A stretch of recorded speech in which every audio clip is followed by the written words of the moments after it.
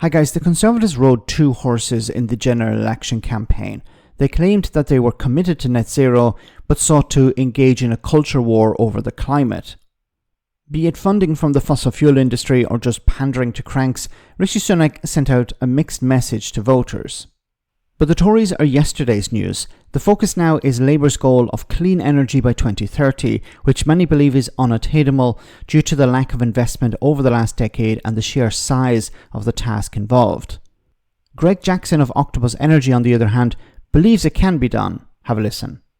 This week, we're going to hear from the new government what they want to do about that central promise, one of the central promises they made, a new company called GB Energy that's apparently going to be the answer to all of the problems, and bills are going to go down and we're going to have clean power by 2030. Is what they're promising, clean power by 2030, realistic? It's perfectly possible. It needs extremely rapid and focused action.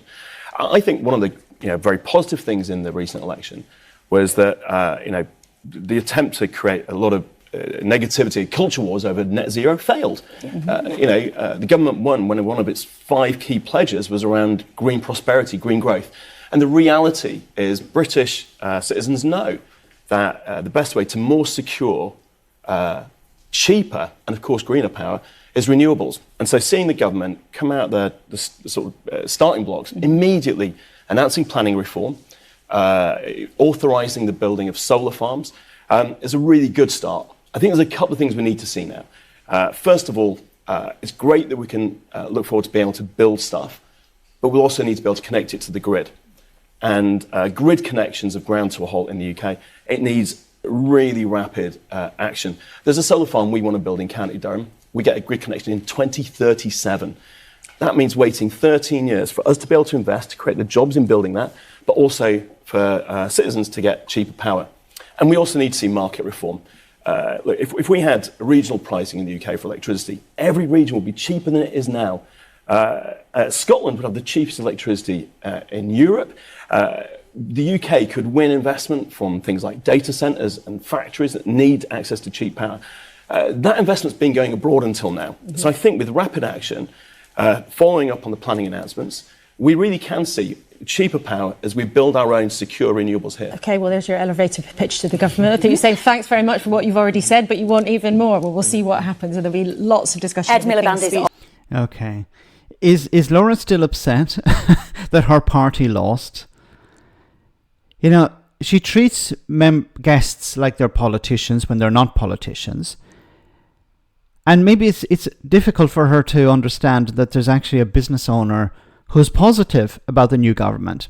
Because she's probably been used to having business owners come on who'll talk about Brexit and say, look, Brexit has been a disaster for us. We need to do a U-turn, or we need to work with Europe. And the current government, the Tories at the time, were not interested in doing that. When businesses, we need access to more workers, they were running against the government. They were their narrative was against what the government was pushing. The government were talking about bringing down immigration, while businesses say, no, we actually need more workers. And this probably rubbed Laura Kuenssberg the wrong way. How long is she going to stay on as a journalist and have her own show? Because she still seems to be in Tory mode. Defend the government, treat them with kids' gloves, and treat the opposition as if they're the scum of the earth. And be in a bit of a tizzy when you see somebody who comes on who's a business owner or represents some sort of industry being positive about the new government, about the Labour government.